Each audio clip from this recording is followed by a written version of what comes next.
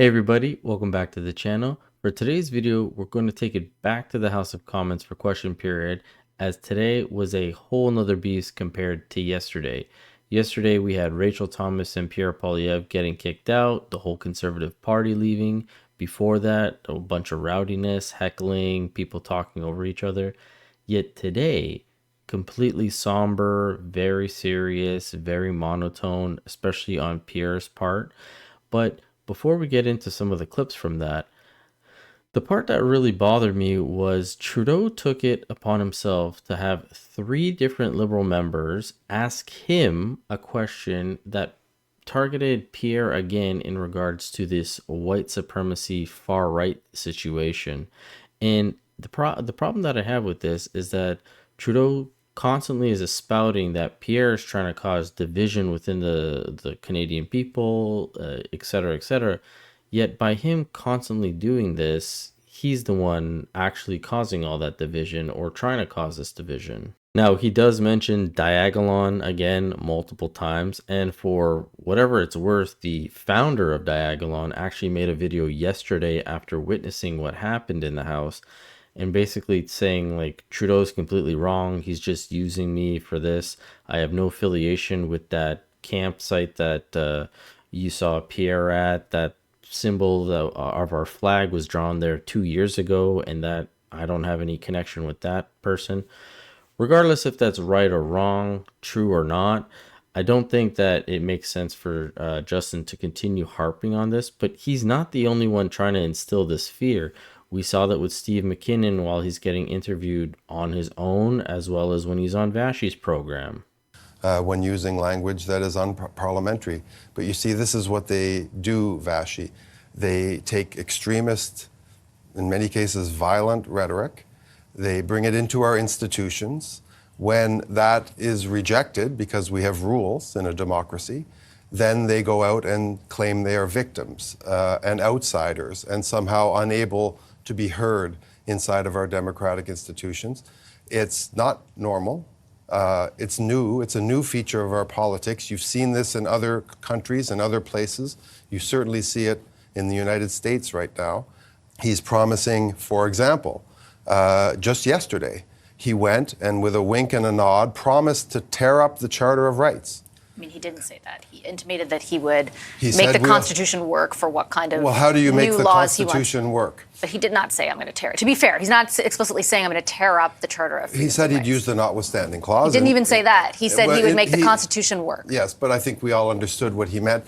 Why is he saying that? Because even Stephen Harper couldn't impose his vision of criminal justice. And this is stuff that Mr. Poilievre, we saw it in the convoy, we saw it on many other occasions where Mr. Poilievre goes up to these people and then when he's called on it, is refusing to apologize, refuses to back down. I understand that you're voicing those concerns, but what you're telling Canadians here is that it's okay because you feel that it's justified for your party to call into question Mr. Poilievre's character in the House of Commons and characterize him as spineless. But for Mr. Poilievre to do the same, for a reason he feels is justified, which you disagree, but for him to do the same and use the word wacko is not. I would argue, Vashie, this is not about both sides. This is a new version of Conservatives. This is not Brian Mulroney. This is not John Diefenbaker. This is not Robert Stanfield. We've reached a new level of violent, right-wing, extremist rhetoric. Holy moly, the fear mongering coming from Steve McKinnon. Like, he's essentially Joseph McCarthy of the Republicans when he started the whole Red Scare in regards to communists and the propaganda that they spewed there. But now he's doing it to our conservatives, which, you know, would be the blue wave. And it's very, very sad to hear him say these white nationalists and white supremacists when he's talking about Canadians. The trucker convoy, which he mentioned, was Canadians. And then when he's talking about the carbon tax protesters, regardless of whatever beliefs they have, they're still Canadians. But as I mentioned, that's not where the rhetoric stopped, because today in the House, Trudeau had three different members bring this same question up to him. Speaker, the federal government is committed in promoting Canadian values, such as inclusion, diversity, and acceptance. As elected members of this House, we are all responsible for our conduct in this chamber and outside of it. Yesterday, our government called out the Conservative leader for his behavior, for his courting of a far-right white nationalist extremist group. Instead of standing up to apologize and distance himself from them, he has shockingly doubled down and threw a temper tantrum. Can the Prime Minister please tell this House what impacts the far extremism and its enablers have on vulnerable communities and Canadians? The Right Honourable Prime Minister. What we saw yesterday from that side was unbecoming of anyone who aspires to leadership. His refusal to denounce far-right nationalist extremism cannot and will not be overlooked by Canadians. Far-right extremism and its enablers pose real and dangerous threats to marginalized communities. This is not something as a country we can stand for, and on this side of the House, we never will. Unfortunately, that leader cannot say the same. Now it is time to the honourable member from Calgary Skyview. Mr. Speaker, the government has a responsibility to tackle misinformation and disinformation in Canada. Furthermore, the government has a responsibility to tackle hate and discrimination across Canada. And it's shameful that the leader of the opposition posed for photos with extremists who push hateful rhetoric. Can the Prime Minister please tell the House how the government is taking these matters seriously? The Right Honourable Prime Minister. Speaker, Canadians have every right to be worried about the opposition leader's refusal, including multiple times during this question period, refusal to condemn violent extremism. But they shouldn't be surprised. Over his 19 years in politics, he showed Canadians time and time again that he will do or say anything to get elected. That includes pandering to extremists one day and pretending to stand with the very vulnerable communities those extremist groups target the next. Not only is this reckless, this is a failure of leadership. Canadians deserve better. Canadian deserves leaders that will stand up for them every step of the way. Misled. The Honourable Member for Dorval-Lachine-LaSalle. Mr. Speaker, since 2015, our government has been committed to promoting shared Canadian values, diversity, respect, and equality among all Canadians. We all learned last week that the Leader of the Opposition visited an encampment. I'm just going to interrupt the Honourable Member. I hope she will have a question that relates to the government administration. She has 15 seconds left, but I hope she will get to the heart of the matter.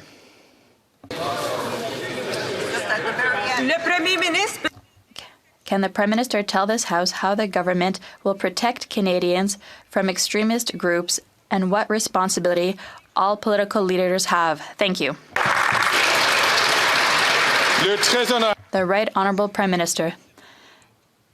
All governments are responsible for protecting the well-being of all Canadians, including Canadians in minority situations, groups who are mistreated, or groups who are typically ignored by the majority. We are there to invest and to protect those people. When someone who puts himself forward to be the next Prime Minister of Canada continues to court extremist groups, white nationalist groups, he should at least explain himself to Canadians. Why is he courting those people or condemn them? The Leader of the Opposition.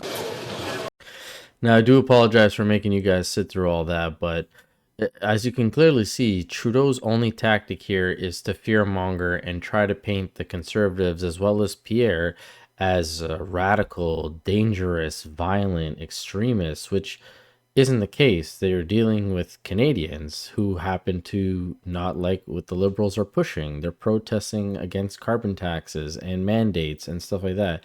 It doesn't make them white supremacists or white nationalists or Nazis or whatever he likes to call them. They're just Canadians who are unhappy with things. But I did find it interesting that Greg here seemed like he was trying to make up for what he did yesterday by stopping that Liberal member and saying, listen, if you got a point for the government, get to it, because at this point this is the third person. It very much sounds like they're trying to attack his character, which, as we all stated yesterday, is not allowed, right? So I did find that interesting that he tried to do that. But now we're going to take a listen to how Pierre conducted himself throughout the House. And as I mentioned, very somber, very deadpan, very straight to the point. And this is how it started off.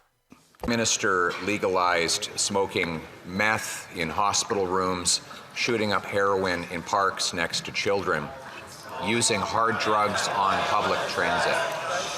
The British Columbia government has asked him to reverse this legalization for parks, hospitals, and transit. Will he? Yes or no? The Right Honourable Prime Minister. Mr. Speaker, the opioid epidemic is hitting families, communities, and individuals right across this country and has for many, many years. That's why we are continuing to use an approach grounded in compassion, in public safety and public health, and facts-based decisions. We responded to British Columbia government's asking for a pilot project. We will, yes, work with them to adjust it in ways that they see fit.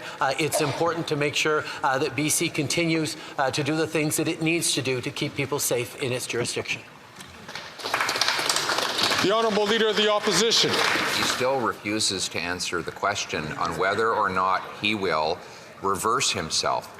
He made the decision to exempt hard drugs from the criminal law so that it became legal to smoke meth or crack in a hospital room, including around nurses who are breastfeeding their kids.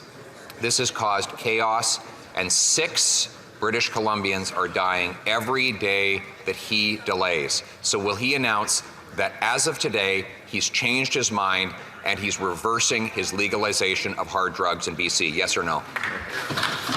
The Right Honourable Prime Minister. Mr. Speaker, a number of years ago, British Columbia approached us with a pilot project that they wanted to bring in to look at a different way of dealing with the ongoing public health crisis that was hitting British Columbia around the opioid epidemic. We worked with them as they developed this pilot project, and now that they are asking for modifications to that project, we are looking at those modifications, and we will work with BC as they seek to adjust their plans around public health and around dealing with this opioid epidemic. The Honourable Leader of the Opposition. Mr. Speaker, there is no time to waste. The BC government asked him to reverse his legalization of crack, heroin, and other hard drugs in public places on Friday. Every day, 6 British Columbians die of overdoses under this policy, and many more die as a result of drug-induced crimes. So there is no time for bureaucratic and political considerations. Will he announce now that his experiment with legalizing hard drugs in BC is over? Yes or no? The Right Honourable Prime Minister. Mr. Speaker, you will understand if I take it with a little skepticism when the Leader of the Opposition says this is not about politics, because he has been the one that has been pointing out vulnerable people and trying to pursue ideological aims on this ongoing public health crisis. We have consistently stepped up to work with provinces, with municipalities, with jurisdictions, indeed, including by moving forward with British Columbia as they wanted to try a pilot project that we are working with them to adjust in ways that make sense. We understand the urgency and we will act. This guy is just such a gaslighter. He's talking about working in urgency, but in the same breath saying he's going to be working in the province to adjust to the way that they see fit. Well, the way that they see fit is to recriminalize what you decriminalized a year ago, yet you still haven't done that. So, 1 + 1 is equaling 7 here with you guys. It's just crazy that this guy is still in power. But as always, this is just my opinion. I'd love to hear from you guys. Let me know in the comment section below what you think about this whole situation. Don't forget to hit the subscribe button. And as always, I'll catch you guys on the next one. Thanks so much.